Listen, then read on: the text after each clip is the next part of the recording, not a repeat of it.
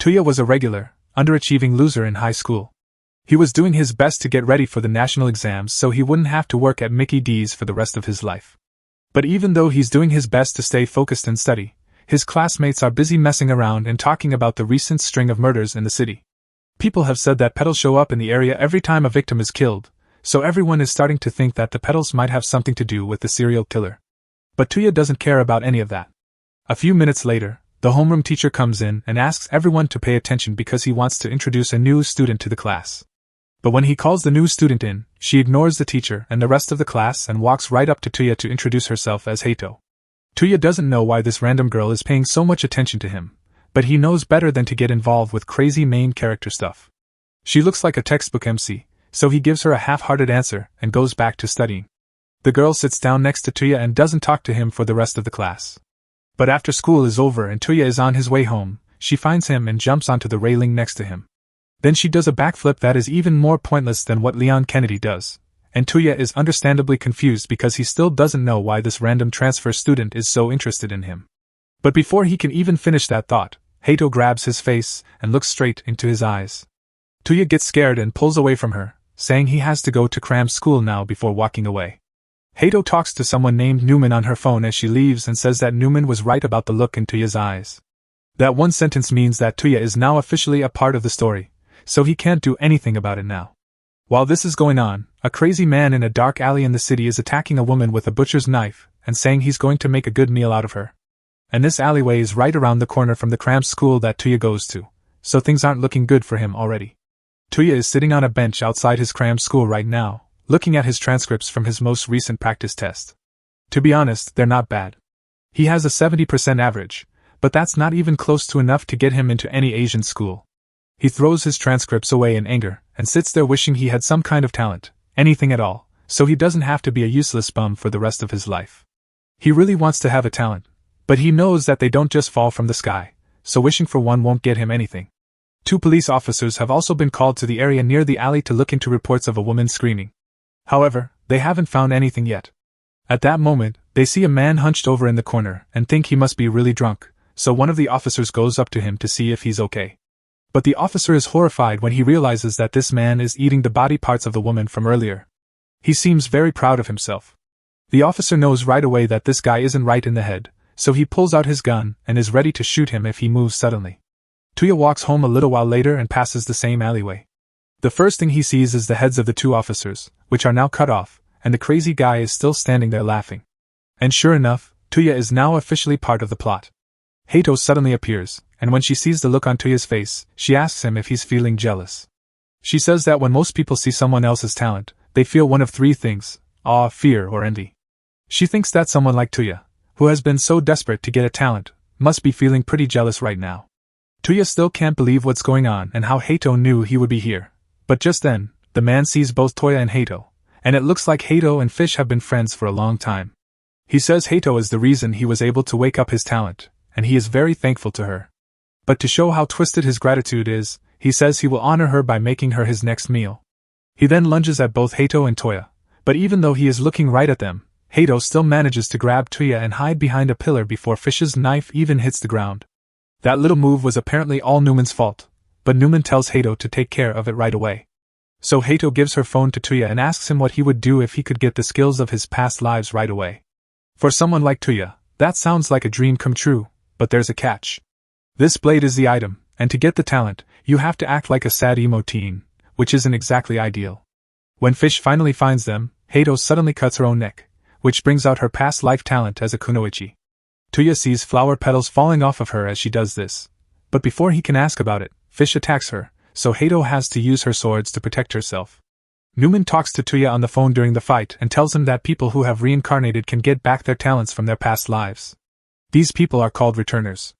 It's pretty clear that both Fish and Hato can do things that are beyond human, but Tuya still doesn't get what's going on with the petals, so Newman keeps explaining. She says the petals are proof that someone has brought back a skill from their past life. Even the smartest people eventually die, but when they do, they get a new life. Through reincarnation, they can use the skills they had in their old life. But just because someone was good at something in their past life doesn't mean they were a good person. That's how you get people like Fish. People who are good and bad can both awaken their past life talent. However, if you were a talentless bum in your last life, trying to reincarnate will only kill you. That means that if Tuya tries to use that thing, he might die, so Newman asks him if he still wants to wake up a talent. She thinks Tuya will be scared and say no, but she was very wrong about how crazy he can be. Hato is still fighting Fish, and Fish says he's disappointed because her skills haven't lived up to the hype for someone who is supposed to be as good as a legendary swordsman. Hato gets angry at what was said, so she decides to use one of her best moves, the 8-hued corpse slash. At first, it seems like Fish is ready for it because he blocks one of Hato's slashes. But he forgets about the other 7, and a moment later, he is cut to pieces. All that is left of him are his petals, which blow away in the wind. Hato goes back to get her sword after she sees that Fish is down, but then she sees that Tuya is gone. She asks Newman where he went, and Newman tells her that he took one of the reincarnation blades and ran away. Hato is relieved because she was worried that Tuya wouldn't have the guts to do it. This is exactly what she wanted to happen. In Tuya's room, we see him covered in blood after cutting his own neck. He has a vague dream about a strange man with white hair as he passes out. When he wakes up, it's already morning and Hato is in his room with him. He asks her why she's there, but then he sees that his hand is covered in dried blood. That's when Hato tells him that he has successfully become a returner. He did a lot of moaning and groaning in his sleep though, so she asks him why he was doing that. A little while later, Hato and Tuya are sitting on a bench in the park. Tuya tells Hato that he used to have an older brother who was good at everything. Everyone crowded around him because he was a genius with a bright future. Tuya, on the other hand, was completely and painfully average and was left alone. People always compared what he did to Seiya's great performance. His father called him a disappointment because he didn't win a gold medal in a foot race when he was 6 years old. Tuya has been trying hard to live up to Seiya's high standards ever since. But even though Seiya was very talented, he basically rolled a nat 1 on his health stat, so he got sick and died.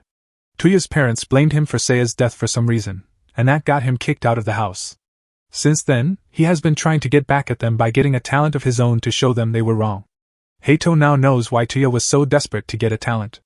Desperate is an understatement, though. Tuya tried every skill out there and was never good at any of them.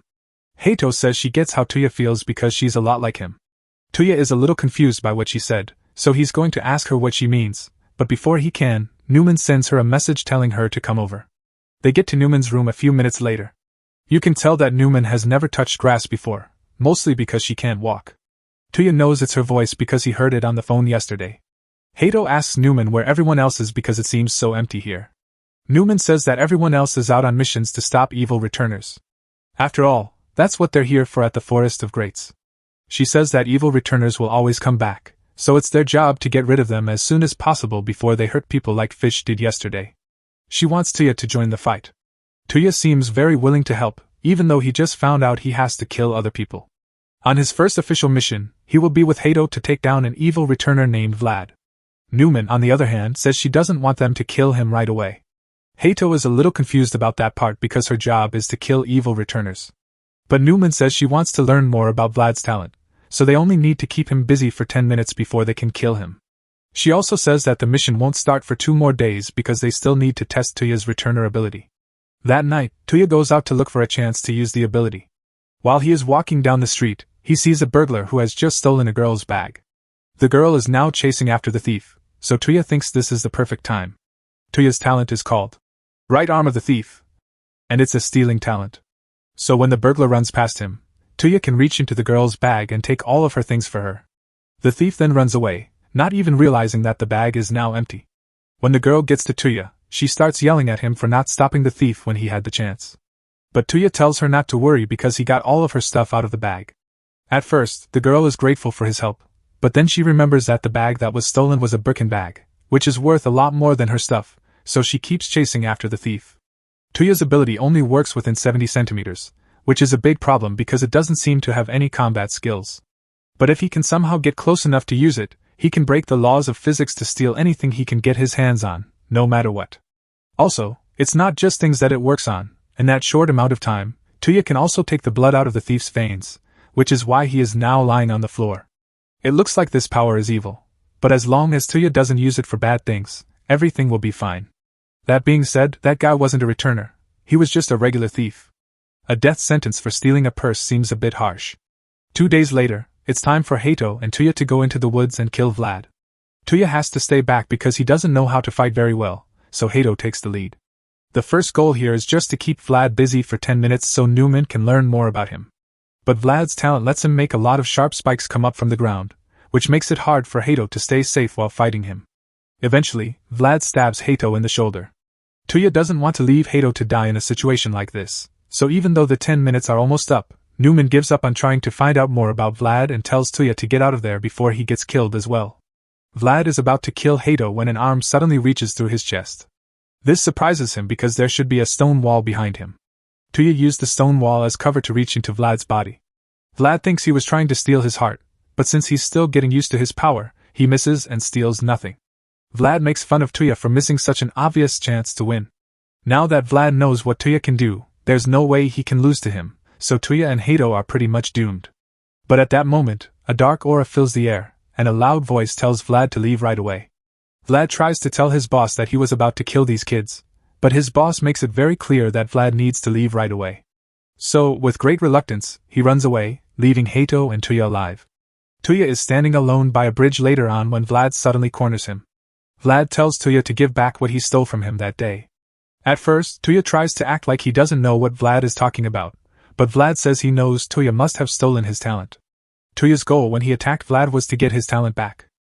The fact that Vlad came here alone to try to get it back means that he didn't tell anyone about it, which is great for Tuya because he wants to keep his ability to steal talents a secret. To make sure it stays a secret, he uses his stolen ability to stab Vlad with his own spikes. Tuya is not a hero and doesn't care about saving people. He only cares about getting as many skills as he can, good or bad, so he can be the best at everything and no one can stop him. Newman calls Hato the next morning to wake her up. She's a little confused because it looks like Tuya studied all night, and she didn't think he was the type of person to keep working hard even after he had already discovered a talent. Tuya doesn't respond to Newman's question and instead asks her what she has planned for the day. Newman tells him that she is going to hunt down an evil reincarnator, but before that, she wants him to stop by one more place. Because Hato isn't answering her phone, Newman tells Toya how to get to her house. When Toya gets there, she finds Hato half asleep and half dressed in the middle of her dojo. Newman starts yelling at Hato for being lazy, but Hato says she only slept in because she trained her sword skills all night. Newman still doesn't get why someone would bother training when they already have skills that are way better than anything they could learn on their own. But Hato still likes to practice whenever she can. Today's target is a bad clown named Gacy who goes after young kids and lures them into the woods to kill them. They soon cross into the killer clown's territory, and when he sees them, he attacks them because he was expecting them to come.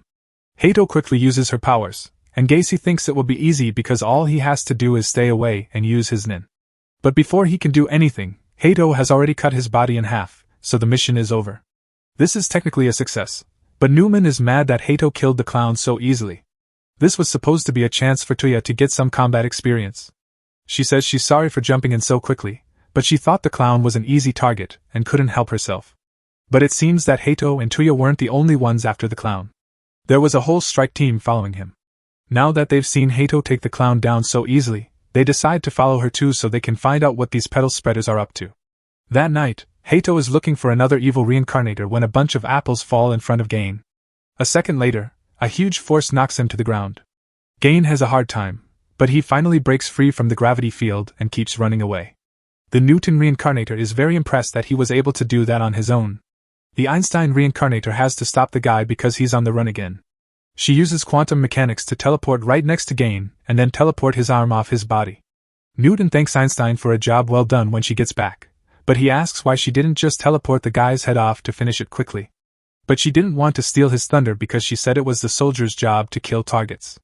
At that moment, Gain has a gun to the back of his head and is told to give up. But he uses his other hand to grab a pair of scissors and cuts the soldier's neck and eyes. Gain is sure that should have been enough to kill the soldier, but a moment later, he gets shot in the chest. This is because the soldier is not an ordinary man. He is the undead soldier reincarnator, so he cannot die. Not only that, but they also have Dr. Dreesh, the replicator, who has his clones all around the alleyway, so Gain can't get away. A few moments later, Gain is killed. When the mission is over, they all go back to base, where Newman tells them they did a great job. They give Nightingale the branch they got from Gain, and then she asks if any of them got hurt in battle since she is the angel of healing. Funisaka needs some time to heal because he is still missing some body parts. Nightingale hugs him and starts licking his cheek to help him heal. She also whispers in his ear that she wishes he would take better care of his body because she hates seeing him hurt. Funasaka seems to be having a great time with her, so the others leave them alone. Tuya was busy untangling Newman's wires while the others were on their mission. Hato is surprised that Tuya is willing to do chores like this even though he finally has the talent he was so desperate for. But Tuya says he just enjoys doing little tasks like this, and Newman is thankful for his help because she couldn't find anyone else to help her with it. Newman has told Newton a lot about Tuya, so he's looking forward to meeting him. Normally, they would do a formal introduction, but everyone else is busy with their own things, and Nightingale is still kissing Funasaka, so they have to wait for the introductions. Tuya and Hato are walking home together later that night when Tuya sees that the lights in his flat are on. This is strange because he lives alone, so he and Hato go up to see what's going on. Tuya finds Itsuki, an old friend, sitting in his room after they get inside. Itsuki talks about how Tuya looks the same as he did when they last saw each other, which was a long time ago. Since Itsuki is one of Tuya's friends, Hato decides to introduce herself. Tuya says that Itsuki is actually very good at martial arts, even though he doesn't look like it. He was even called a child prodigy along with Tuya's brother, and now he is the head of a special forces unit in the military. Tuya doesn't think he's a bad person, but he does think he's really annoying because he always talks about how great he is. Tuya asks Itsuki what he's doing there after he calms down. Itsuki says he was worried about Tuya because he heard he had been skipping school a lot lately. But now that he sees Tuya, he thinks he was worried for no reason because he thinks Tuya has just been busy with his new girlfriend. He really didn't believe that Tuya could get such a beautiful girlfriend. Even though Tuya tries to explain that he's wrong, Itsuki thinks he's just embarrassed, so he tells him that he doesn't need to hide things like this from him since they've known each other for so long. Hato is interested, so she asks how long they've known each other. Itsuki pulls out a picture from a few years ago to show her. The picture was of Itsuki, Tuya, and Seiya. Since they spent so much time together back then, Itsuki now thinks of Tuya as his little brother. Tuya and Seiya were always a cute couple to him because Tuya always tried to catch up to Seiya, and Seiya would often slow down a little so he wouldn't leave Tuya behind. He wonders what Seiya would do if he were here to see that his younger brother got a girlfriend. But now that he thinks about it, Seiya never really paid attention to little things like that because he was always too busy. Tuya probably doesn't know what you're talking about when you say the curse of the talented. He doesn't want to take up any more of Tuya's time with his girlfriend, so he says he's leaving now. But Tuya can't stand that Itsuki still thinks he's talentless, so he stops him and says that he finally has a talent of his own. Tuya then uses his powers, and instead of being shocked, Itsuki looks angry because he already knew about the reincarnators and how they work. He's let down to learn that Tuya is just another loser who relies on power he didn't earn. Hato gets angry and tells Itsuki to take that back while holding him at sword point. She says he would never understand what people like her and Tuya had to go through to get these powers. Itsuki, on the other hand, says that sounds like what a useless loser would say.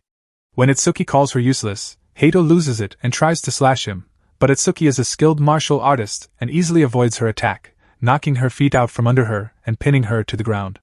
He says she's lucky she's Tuya's girlfriend, because if she weren't, he wouldn't have let her off so easily after what she did. Also, Tuya can't be mad about what happened because Hato just tried to kill Itsuki. Tuya admits that using the reincarnator power was a cheap way to get ahead, but he plans to use it to get his own skills so he can beat Seiya one day. Itsuki hears this and leaves without saying much. There were special forces units lying in wait outside, around the corner. The real reason Itsuki came today was to find out if Tuya was really one of the reincarnators. Even though Tuya had confirmed it, he still told the unit to fall back because he didn't want to hurt his friend. Dr. Yashiki is sad to hear that Itsuki doesn't want to catch those two because he really wanted to get some new samples of the reincarnator petals. But Itsuki tells Yashiki that he already has more than enough samples, so no one is allowed to fight here. In the meantime, Hato is sulking in the corner of Tuya's room because she lost her cool and got completely manhandled, even with her talent activated. Tuya finally gets what Hato meant when she said she is a lot like him when he sees how sad she is. She says that before she got her talent, she was just a normal girl who didn't do anything useful. She was so useless that her parents left her at birth.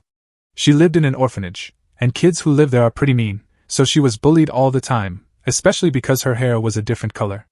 Every night she cried herself to sleep, but the staff didn't care enough to do anything, so they all acted like they didn't see her. But one day, a nice man took her in and promised to teach her at his dojo. Hato was glad to finally have a place to call home, but the family had been following the same rules and traditions for a long time. A lot of people didn't want the master to take her in, but he didn't care what they thought and took Hato in anyway.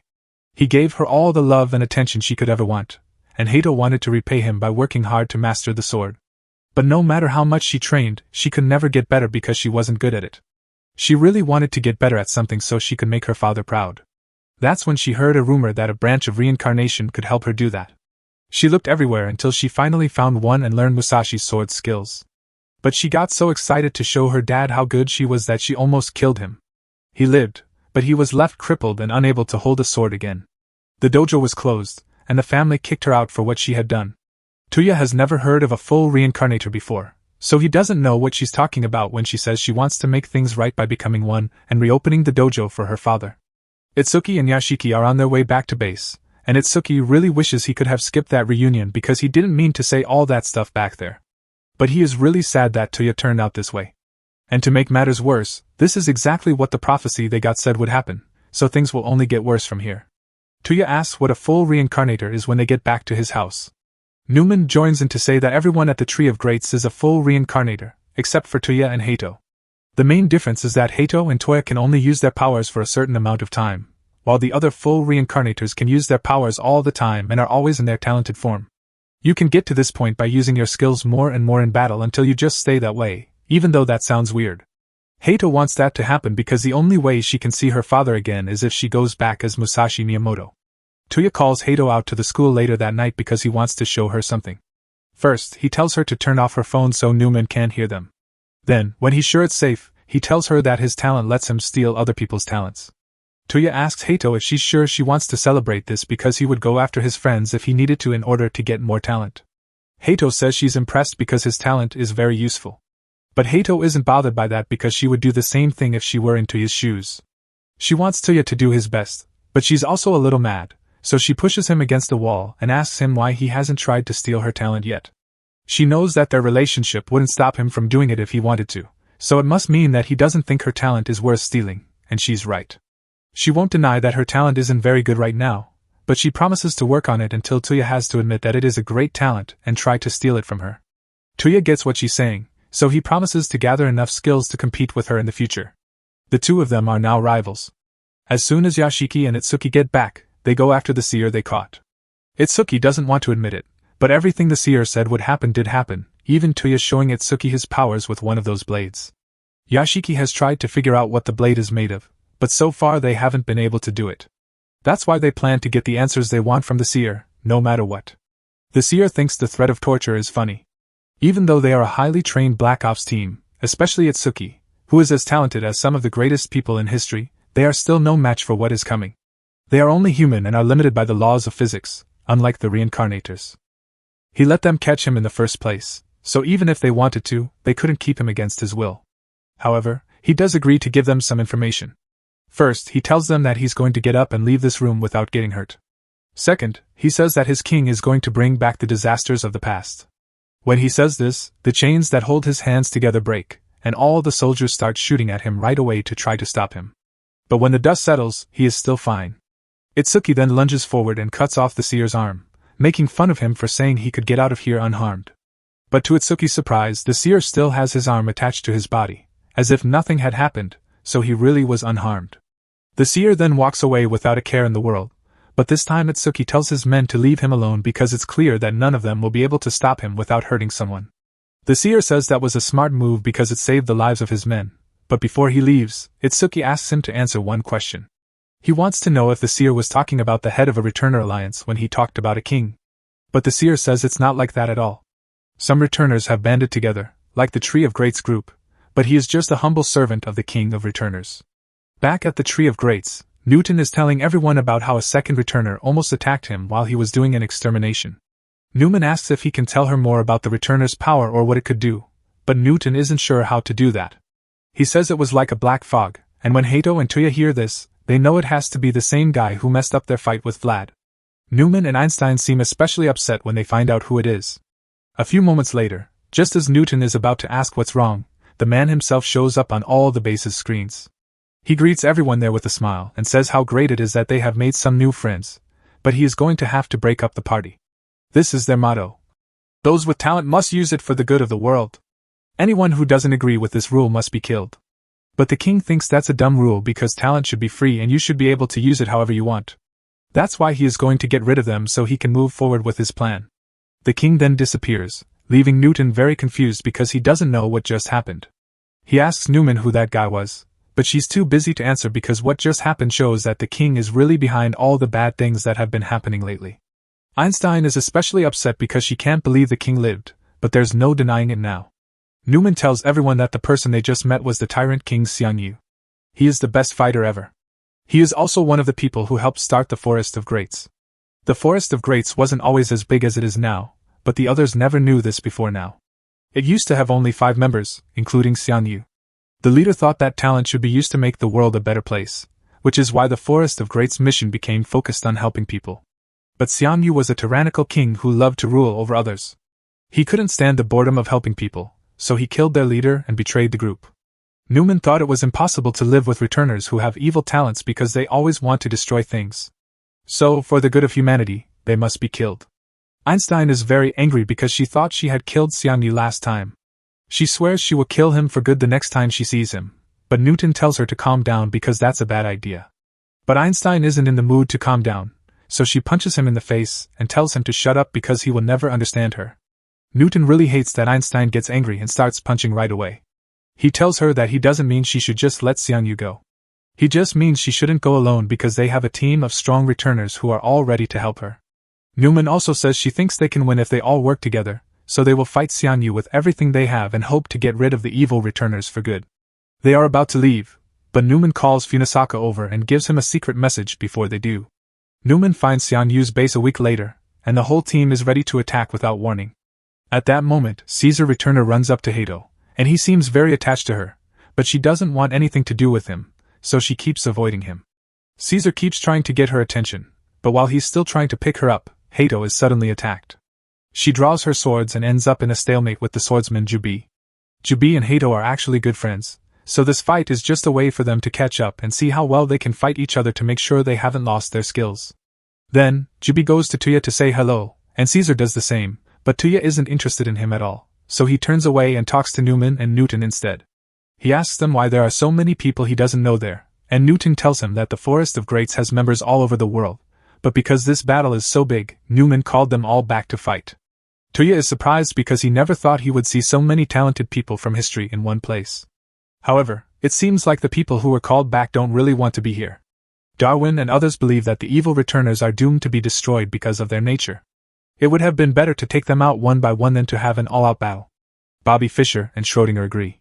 Tuya doesn't know much about these people, but he can tell that they don't look like they would work well together as a team.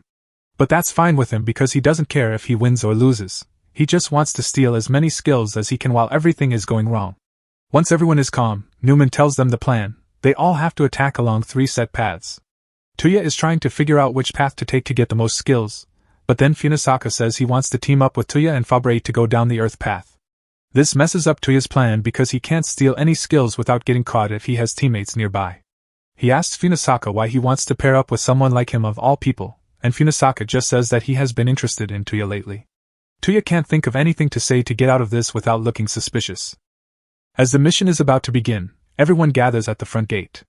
Newman tells everyone to be careful because they will be up against some of the most powerful villains in history. Hato and Jubi are chosen to lead the charge.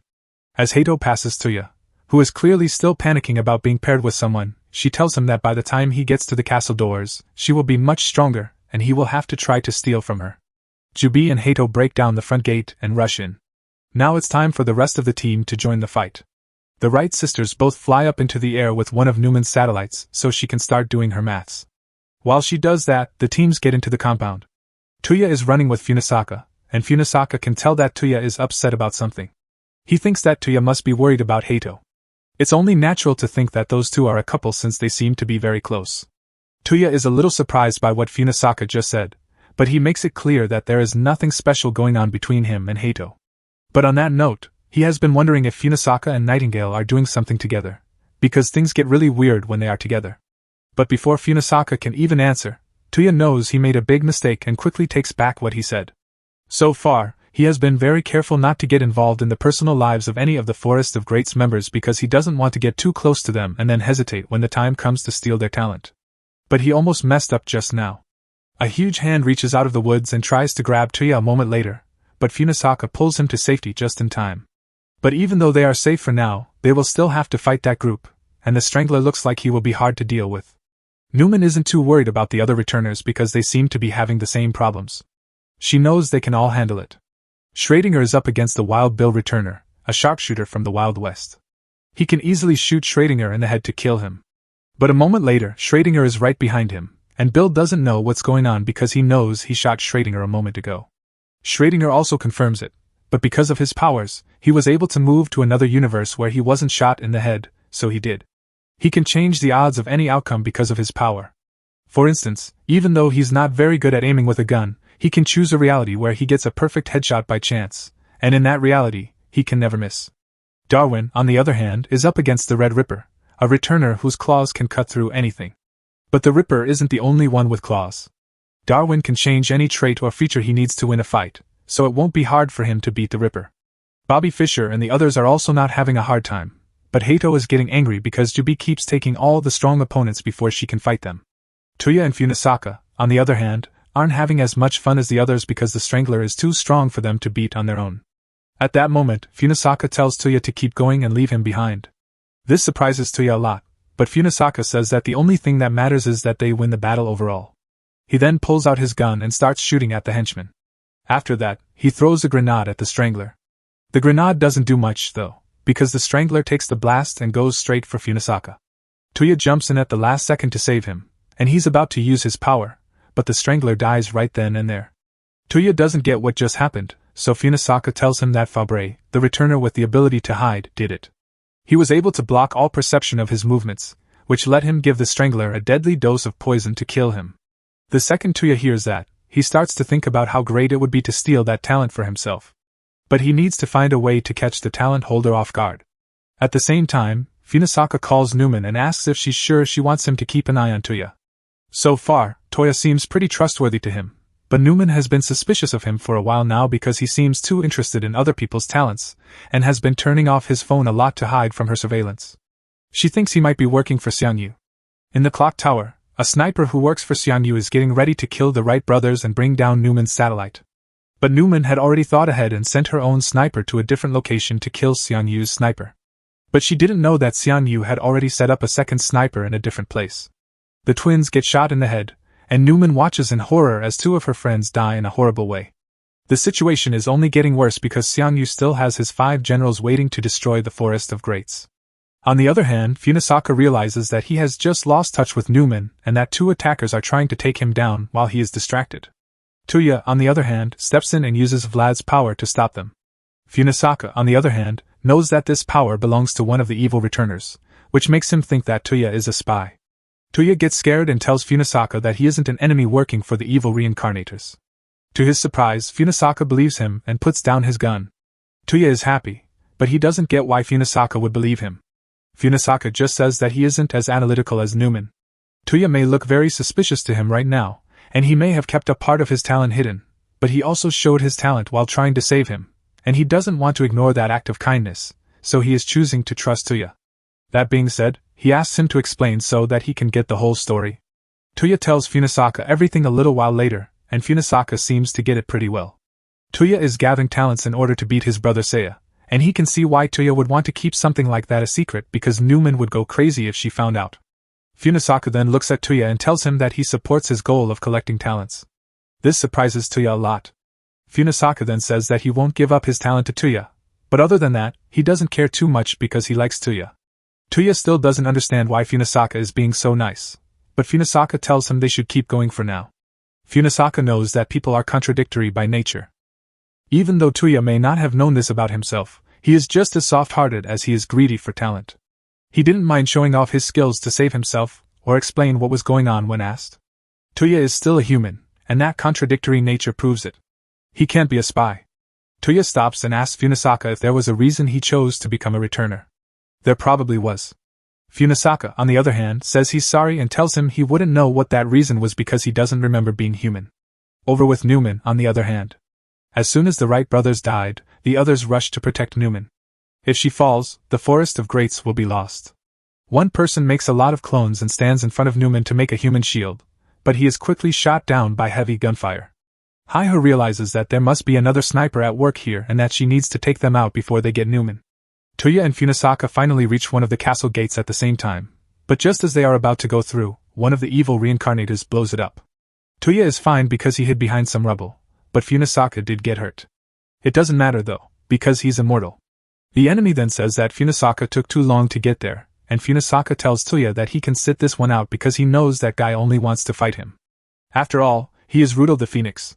Meanwhile, Haya has finally found the enemy sniper, so she uses her power to pull him into her white-held duel grounds. She is sure that getting rid of this guy will be easy. But when she tries to aim at him, she can't see him anymore. A moment later, the man grabs the barrel of her sniper. He then casually gives her a few tips, saying that her barrel is way too long because it makes her vulnerable in close-quarters fights. But Haya had never worried about that because no sniper would ever want to get into a close-quarters fight on purpose. At that moment, she realizes that this man must be the famous sniper Hathcock. Even though Hathcock could end the fight right then and there, he offers Haya another chance. He says he will move 2,000 more feet away so they can have a real sniper duel. Haya calls out to him before he leaves and asks why he is working with the evil reincarnators when he is a legendary hero. Hathcock says she will understand after they finish their duel. Tuya asks Funasaka why Rudo would work with the evil reincarnators when he is supposed to be the famous Luftwaffe pilot. According to history, Rudo was not evil. At that moment, Rudo shoots Funasaka in the face, blowing off part of his face. Funasaka then fires back and hits Rudo in the face. But Rudo's power, like Funasaka's, makes him immortal, and that's not all he can do. Rudo then drops a lot of bombs on Funasaka, which blows him to pieces, but he comes back to life right away so he can keep fighting. Rudo is interested in how Funasaka's version of immortality works by self-regeneration, but Funasaka pulls out all of his guns instead, and Rudo does the same. Tuya is hiding right now so he doesn't get caught in the crossfire. In theory, they should be evenly matched since they are both immortal. But the biggest problem is that the two sides have different levels of firepower.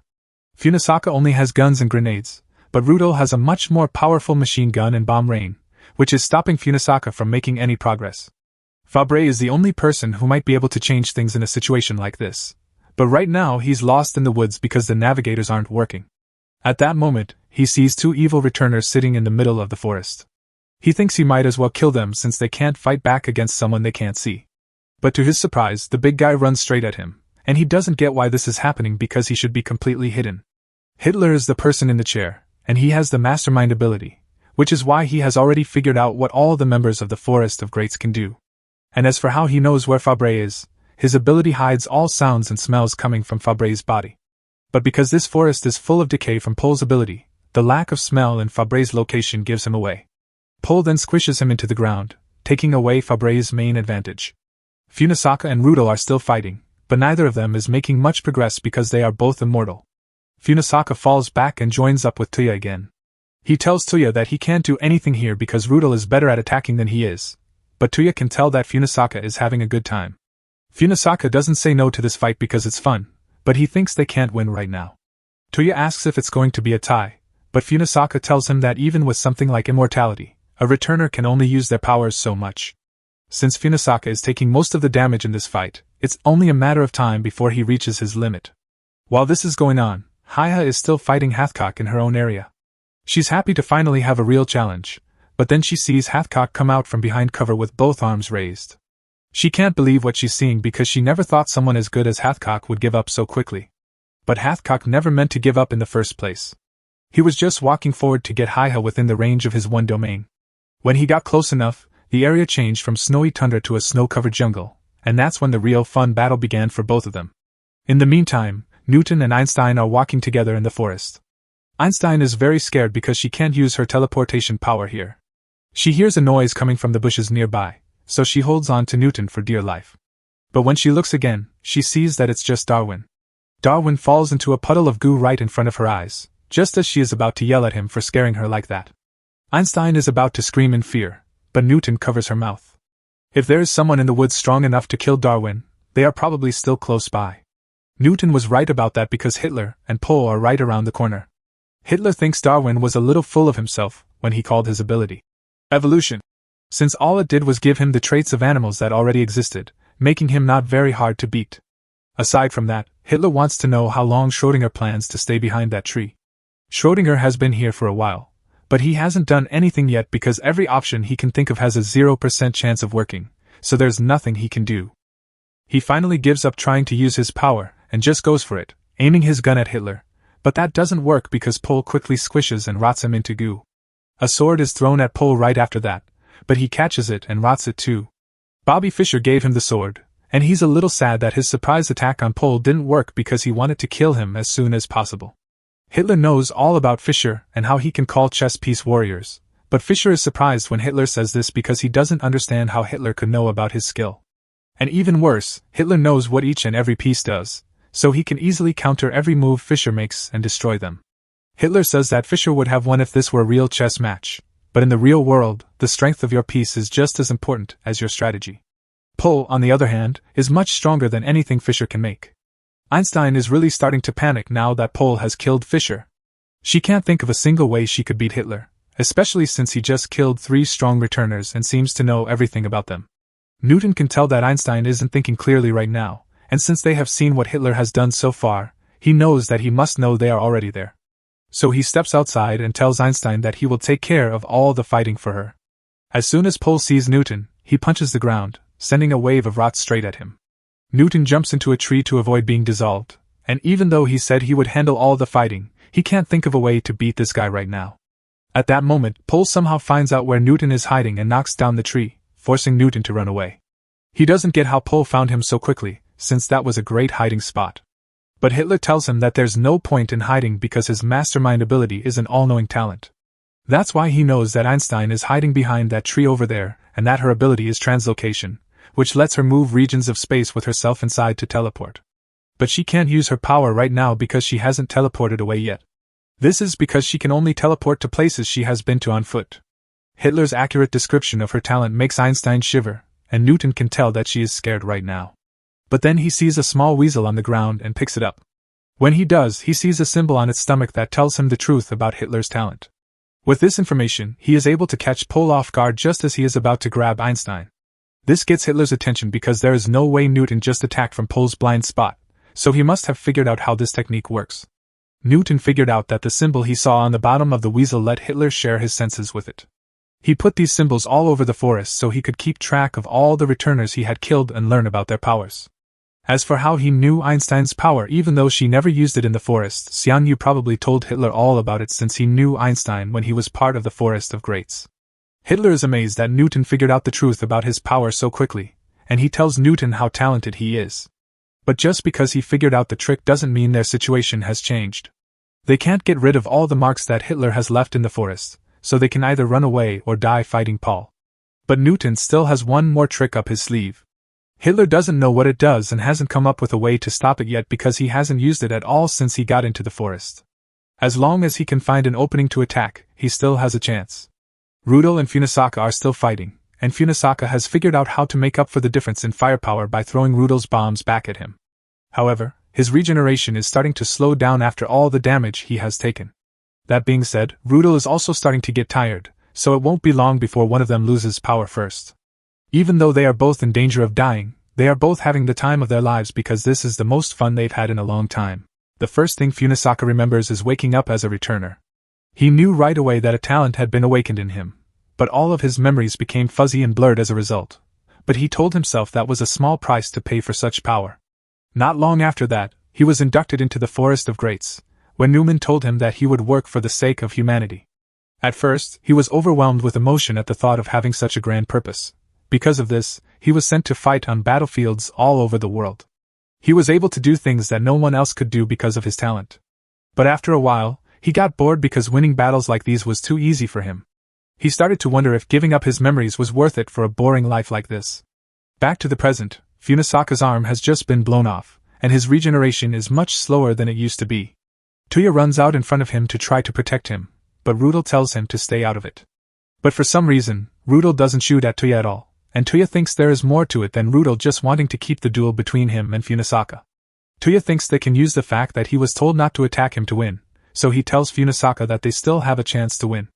Funisaka is still a little confused and doesn't get what Tuya is saying, but Tuya tells him that it means he doesn't have to fight to the death anymore. He is sure that Funisaka still has something to live for, so he tells him not to give up on living. But now that Funisaka has heard this, he knows what his real purpose is, and it's not to stay alive. He stands up and thanks Tuya for his concern, but he tells him that he doesn't need to help him anymore. He walks over to Rudel and thanks him for the chance because he finally understands what he has been missing all along. He was never meant to be one of the greats, and he never cared about helping people. All he wanted to do was fight because that's what he was made to do. The same goes for Rudel. That's exactly why Rudel decided to fight the Forest of Greats in the first place. He knew he would get to fight someone like Funasaka. They only get a talent, and that's not enough to make someone great. Most returners are just pretending to be who they used to be and are doing it to make up for memories they have lost. Funasaka wants to know if Rudel knows what returners really are, but he's not sure. He only knows for sure that they are no longer human. The people they used to be cut their own throats in exchange for power and lost everything else in the process. They will never know what their old selves wanted to do. Tuya, on the other hand, is different because he still has his memories and his original name. Xianyu told Rudel to let anyone who still has their original name pass, and he even named Tuya specifically, though Rudel doesn't know why. The only thing he knows for sure is that Tuya is still human, which means he has a future beyond his talent. Xianyu is watching over the battlefield with his power, and he just saw the end of the fight between Hathcock and Haiha. Hathcock died, but he also killed Haiha, so they no longer have a sniper. Hato, Jibi, and Caesar just got to the main part of the fort, but it looks like no one is here. Hato can't believe this because she was really looking forward to fighting some strong opponents here. She goes to look around to see if she can find anyone. Caesar says he will go with her to be safe, but Jubai hits him on the head and tells him that won't be necessary because Hato is strong enough to take care of herself. Caesar knows that, but he's surprised to hear Jubai call Hato strong because he didn't think she would see someone like her as a rival. Jubai says that even a blind woman could see how strong Hato is, so it shouldn't be a surprise that she agrees with him. Caesar then asks her who she thinks is stronger, her or Hato. Jubai says that if she and Hato fought, she might have a hard time, but in the end, she would win. That being said, she says that if a fight between her and Hato went on for a long time, she might not be able to win. Hato hasn't forgotten her original name yet, so she is still an incomplete returner. This means that she still has untapped potential. Caesar says he likes Hato's original name better than her talent name, but Jubai thinks the original name is useless, and that Hato should get rid of it as soon as possible. Aside from that, she thinks it's strange that this place was supposed to be a fort because it looks more like a coliseum. That's when Caesar throws his dice on the ground to activate his power, which brings a sword and stabs Jubai in the back. As he does this, he tells her that the coliseum design is perfect for killing. Tuya's side, before Funasaka and Rudel start fighting again, Funasaka asks Rudel if he can tell him something first. Their information says that Xiangyu has 5 generals, and Newman thought that Tuya might be a spy, but that isn't true, so he wants to know who the spy was. Rudel says that there was a spy in the Forest of Greats, and it was Caesar, the most powerful general and hero of Rome. The second Hato sees Jubai's body lying on the ground, dead. She is furious and wants to know why he would do something like that. Caesar really thought it would be more fun if he was the one who betrayed this time, but it makes him feel bad. Hato runs at Caesar and tries to cut him down while he's not paying attention, but he easily stops her and throws her away. Hato doesn't get how he could beat her in close combat with a sword that long, but Caesar tells her that the length of his sword doesn't get in the way of him at all. Caesar is from the West and is used to the half-sword technique, which is different from samurai. In this technique, he grabs the sword and moves it around to make close-quarters combat easier. Hato tries her best to take his weapon away from him, but he is too good with it, so he ends up hitting her against a wall. He says that there are many ways for him to fight with a long sword, but he doesn't need to do all of them because he has other options. Then he uses his power to call forth even more weapons, each of which has a unique quality that Hato can handle. At one point, he even breaks her sword in half. Then he knocks Hato to the ground and pulls out an executioner's sword that is strong enough to break through a large part of the Colosseum. He didn't hit Hato though, because he was just trying to show her how strong he was. He can use any weapon with perfect skill, but this isn't even his best skill. He is mostly a strategist, so this is more of a side talent that he just happens to have. Hato can't believe that someone as powerful as Caesar would betray them, but Caesar says he was never on their side in the first place. He was there before the Forest of Greats was built, and he has his own goals to reach out. He also remembers that Hato's goal was to get stronger by fighting strong opponents, so he tells her to step up her game, or she'll end up like Jubai. But Hato is furious that Caesar is treating Jubai's body so badly. As her anger grows, so does her power. Caesar is surprised, but he is excited to see what an incomplete returner can do. Newton and Einstein are still fighting Hitler and Pole, but there's not much they can do here, so they've just been running away and making fun of Pole every now and then. The plan is for them to get close enough to Pole to attack him with Newton's power, but they also need to make sure they can get out of Pole's 6-meter decay range. They already know that Hitler is too smart for them to fool, but Pol seems like someone who acts on impulse. Newton thought that if they could make Pol lose his cool by insulting him, that would mess up his teamwork with Hitler and make him easier to attack. Einstein didn't think the plan would work at the time, but it seems to be working now because Pol hasn't been following any of Hitler's orders for a while. Then, against Hitler's orders, Pol throws a decay attack at Newton. Newton thinks this is the perfect time to counterattack because he's already outside Pol's 6-meter range, but at that moment, Hitler starts laughing because Newton fell for his trap. Newton throws Ein to the side to save her from decaying when he realizes he has been tricked. Then, just before the decay wave hits him, he bends the space around himself with his gravity field so that it doesn't hit him. Hitler is impressed that Newton was able to think quickly enough to find a way to survive that attack, but now he has nowhere to go. Hitler tells him that Pol's real attack range is more than 50 meters. So, limiting his attacks to 6 meters before and having Pol act like he had lost control were all part of Hitler's plan. Newton says he's sorry to Einstein and tells her this is the end of the queue for him. She should leave while she still can, but Einstein can't stand the thought of leaving Newton behind, so she teleports in front of him. Hitler is surprised to see this because he didn't expect one of the so self-important greats to try to save another even though it's hopeless. Newton also tells her that this isn't a good idea because it will only get her killed, but Einstein knows the risk and wouldn't be able to live with herself if she just left him. Pol grabs Ein by the shoulder at that moment, which is usually when he kills her, but this time he just throws Einstein at Newton. Then Hitler says he's willing to call it a draw. Hitler explains that Pol has chosen to let the two of them live, and that he personally has no way to kill them even if he wanted to, so they get to live. The two of them are speechless because they don't understand what he means. Newton asks him if he's sure he wants to do that, since they'll definitely come after him again in the future if he lets them go. Hitler says that doesn't matter because he plans to die today anyway. He knew that this battle would end with the death of all the evil returners, so he just wanted to kill as many of Newman's returners as he could.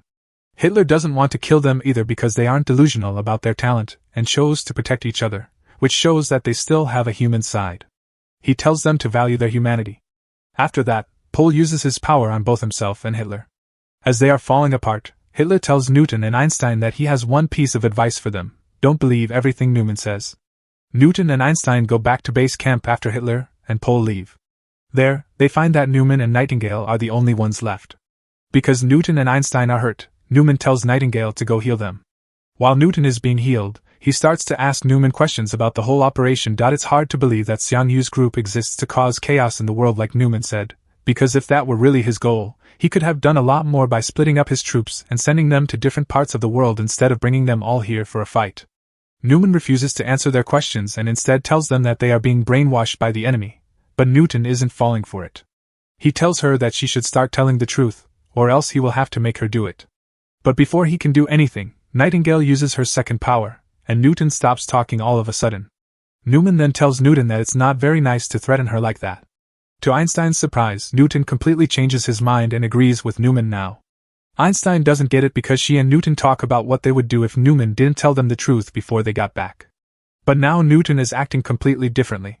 She quickly figures out that Nightingale and Newman did this to Newton, so she yells at them to stop, but then Newton hits Aang with a gravity blast. Back on Toya's side, the fight between Funisaka and Rudel has just ended. Funisaka won, but he won't last much longer. He doesn't feel bad about it because it was the most fun he's had in a long time, but he asks Toya to take his talent as his last wish. Toya says he can't do that because he doesn't want to steal from Funisaka now that they are friends, even though he said he would do anything to get talent. Funisaka, on the other hand, says he wants to give it to Toya anyway because he thinks he deserves it more than anyone else he knows. Besides, Funisaka is going to die soon, so he would much rather have someone like Toya put his talent to good use, and hearing that, Toya reluctantly grants Funisaka's wish by stealing his talent. Toya then goes on to the fortress, where he is surprised to find a castle surrounded by the graves of all the great people who have died. Toya sees Xiang Yu inside.